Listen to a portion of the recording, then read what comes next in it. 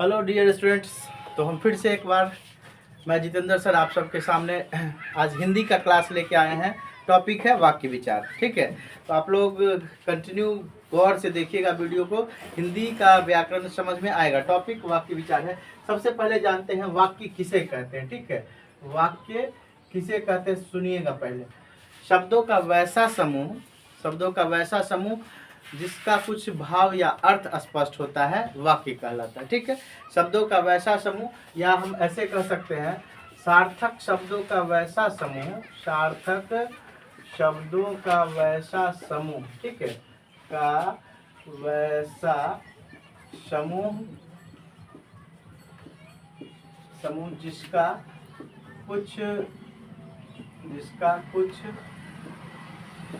तात्पर्य या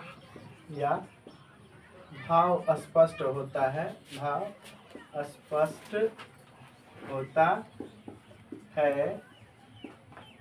वाक्य कहलाता है। ठीक है, फिर से सुनिए। सार्थक शब्दों का वैसा समूह, ठीक है, जिसका कुछ तात्पर्य या भाव स्पष्ट होता है, क्या कहलाता है? वाक्य कहलाता है। जैसे, ध्यान दीजिएगा, जैसे घोड़ा दौड़ रहा है,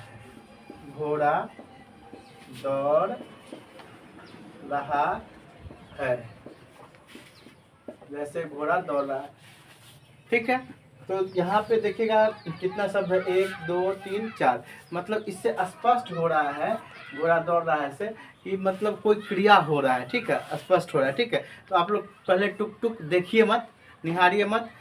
क्या करना है, चैनल पर अगर नए हैं तो सब्सक्राइब करिए, और वीडियो पसंद आए तो लाइक जरूर करिएगा, और अधिक से अधिक चैनल लिंक को शेयर करिए।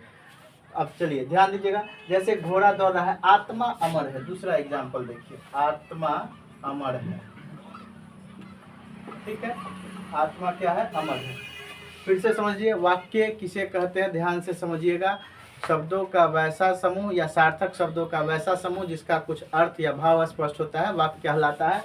वाक्य के दो अवयव होते हैं, वाक्य के मुख्यतः दो अवयव होते हैं। वाक्य के रचना की दृष्टि से भेद 3 होते हैं। ठीक है, रचना की दृष्टि से। और अवयव अगर कहेगा तो वाक्य के 2 अवयव होते हैं। वाक्य के कितने अवयव होते हैं? 2 अवयव होते हैं। ठीक है, अवयव होते हैं। एक होता है उद्देश्य और दूसरा होता है विधेय। उद्देश्य और दूसरा होता है विधेय। ठीक है, उद्देश्य और विधेय किसे कहते हैं? ध्यान दीजिएगा, जिस वस्तु के विषय में जो कुछ कहा जाए उसे सूचित करने वाले शब्दों में क्या होता है? उद्देश्य होता है। ठीक है, जिस वस्तु के विषय में जो कुछ कहा जाए उद्देश्य कहलाता है। जैसे हमने यहाँ पे क्या कहा, घोड़ा दौड़ रहा है, तो किसके विषय में? यहाँ पे घोड़ा उद्देश्य हो जाएगा। घोड़ा के विषय में हम क्या कर रहे हैं कि घोड़ा दौड़ रहा है। जिस वस्तु के विषय में जो कुछ कहा जाए उसे सूचित करने वाले शब्दों में क्या होता है? उद्देश्य होता है। और उद्देश्य के विषय में जो कुछ कहा जाए उसे विधेय कहते हैं। जैसे हम कह रहे हैं आत्मा के विषय में क्या कह रहे हैं? अमर कह रहे हैं, तो ये विधेय जो है अमर है। विधेय क्या है? अमर क्या है? विधेय है। ठीक है, उद्देश्य के विषय में जो कुछ कहा जाए उसे क्या कहते हैं? विधेय कहते हैं। फिर से समझिए, वाक्य के 2 अवयव होते हैं, उद्देश्य और विधेय। रचना की दृष्टि से शब्द के 3 अर्थ, वाक्य के 3 भेद होते हैं। रचना की दृष्टि से वाक्य के कितने भेद?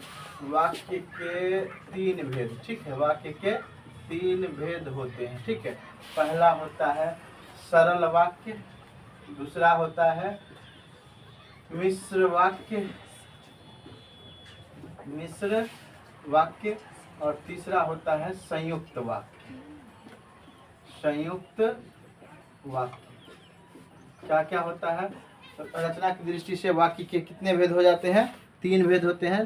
सरल वाक्य, ध्यान दीजिएगा, मिश्र वाक्य और संयुक्त वाक्य होता है। सरल वाक्य को हम क्या कहते हैं? साधारण वाक्य भी कहते हैं। सरल वाक्य को क्या कहा जाता है? आप सरल के जगह पे क्या लिख सकते हैं? साधारण वाक्य भी लिख सकते हैं। साधारण वाक्य भी लिख सकते हैं। रचना की दृष्टि से शब्द वाक्य के 3 भेद, सरल वाक्य, मिश्र वाक्य, संयुक्त वाक्य। ठीक है, और अवयव अगर पूछे तो क्या कहिएगा? अवयव 2 होते हैं, उद्देश्य और विधेय। ठीक है, चलिए पहले इतना नोट करिए, उसके बाद हम आगे चलते हैं।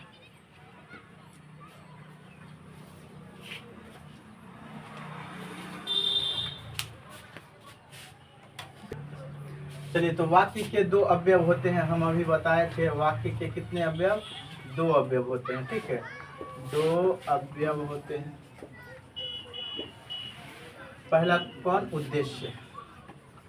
उद्देश्य, उद्देश्य किसे कहते हैं? लिखा जाएगा, जिस वस्तु के विषय में जो कुछ कहा जाए, जिस वस्तु के विषय में, जिस वस्तु के विषय में, जिस वस्तु के विषय में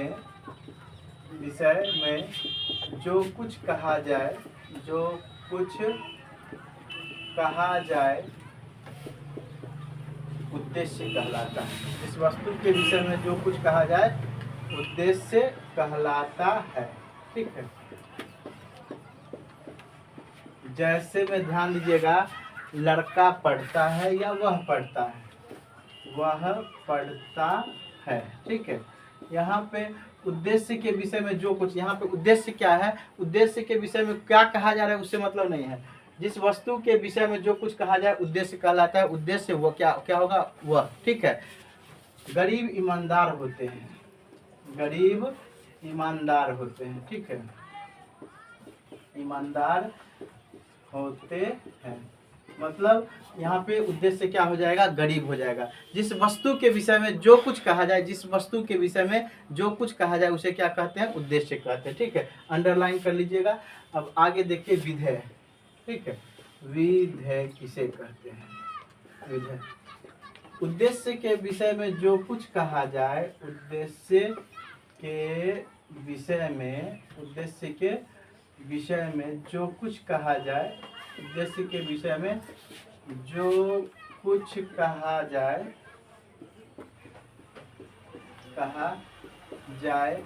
विधेय कहलाता है, विधेय कहलाता है। उद्देश्य के विषय में जो कुछ कहा जाए, क्या कहलाता है? विधेय कहलाता है। जैसे राम ने रावण को मारा, राम ने रावण को मारा, तो यहाँ पे विधेय क्या हो जाएगा? रावण को मारा। उद्देश्य के विषय में, राम के विषय में क्या कहा जा रहा है कि राम ने रावण को मारा, तो उद्देश्य के विषय में जो कुछ कहा जाए, तो यहाँ पे रावण को मारा क्या हो जाएगा? उद्देश्य हो जाएगा। गरीब ईमानदार होते हैं, तो गरीब के बारे में क्या कहा जा रहा है? ईमानदार होते हैं, तो यहाँ पे ईमानदार क्या हो जाएगा? विधेय हो जाएगा, ठीक है। तो विधेय लिख लीजिए। जैसे आत्मा अमर है, आत्मा के बारे में क्या कहा जा रहा है? आत्मा अमर है, तो आत्मा हो गया उद्देश्य, अमर हो गया विधेय। आत्मा अमर है, आत्मा अमर है, ठीक है। तो उद्देश्य के विषय में जो कुछ कहा जाए, उसे क्या कहते हैं? विधेय कहते हैं।